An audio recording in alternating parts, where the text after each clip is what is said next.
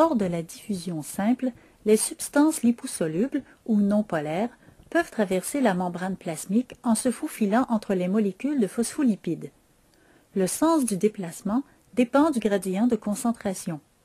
Les molécules se dirigent vers le lieu où la concentration est la plus faible. Ce processus ne requiert pas d'énergie.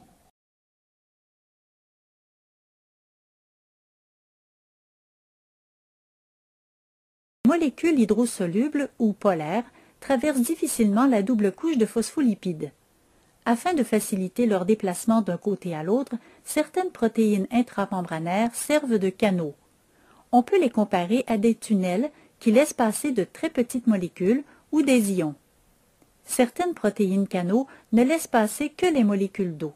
On les appelle aquaporines. Le sens du déplacement suit le gradient de concentration. Ce processus ne requiert pas d'énergie.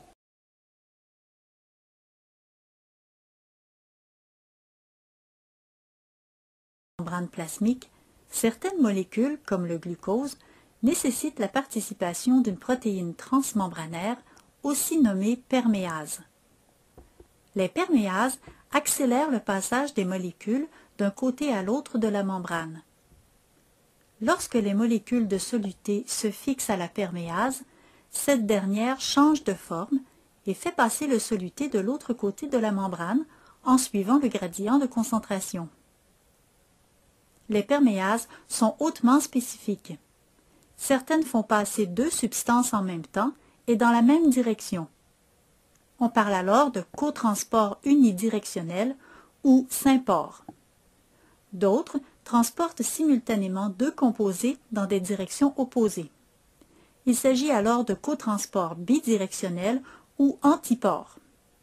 Dans tous les cas, le transport s'effectue en suivant le gradient de concentration et sans apport énergétique.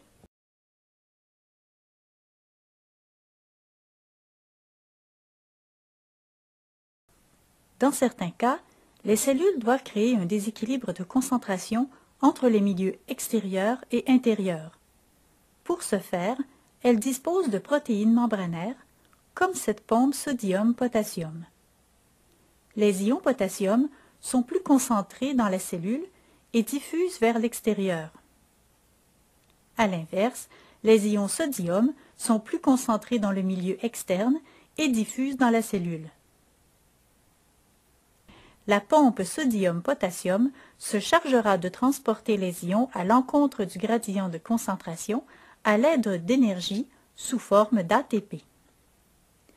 Dans cette configuration, la pompe a une très grande affinité pour le sodium qui s'installe dans les sites de liaison, stimulant ainsi la phosphorylation de la protéine par l'ATP.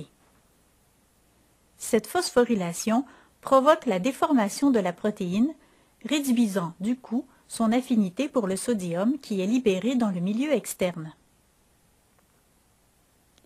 La nouvelle conformation tridimensionnelle de la pompe lui donne une plus grande affinité pour le potassium qui s'attache maintenant au site de liaison.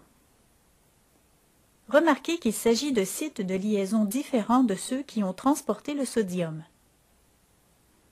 Ces nouvelles liaisons déclenchent la libération du groupement phosphate.